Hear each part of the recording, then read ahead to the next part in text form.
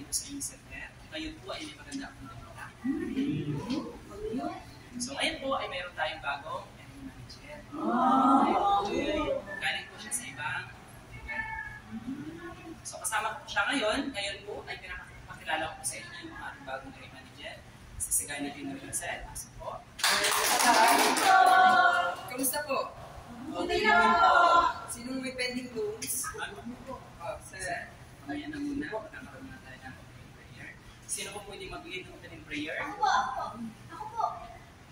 Isay, pwede ikaw mag-lead ng prayer?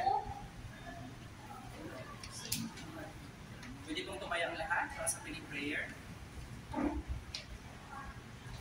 Panginoon, maraming salamat po sa araw na ito. Sana po magkaintindihan kami. Salamat po sa araw na ito. Sana magkaintindihan kami. Amen. Ate, ang bilis naman ang prayers mo. Open up!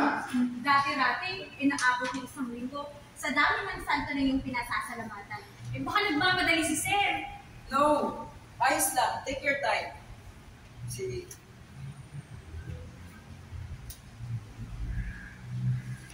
Well, patupik-tupik talaga. Ano ang punding mo, Iha? Malumanay po, hindi sa malumanay. Isay, malumanay? Bagay. Sir, huwag mo naman ganyan si Isay. Si Isay po ang center chief dito sa center na ito. Siya po ang may mataas na loan. And then, 100% payment. Impressed naman ako. Magandang example. Bigyan natin si Isay ng isang bagsak.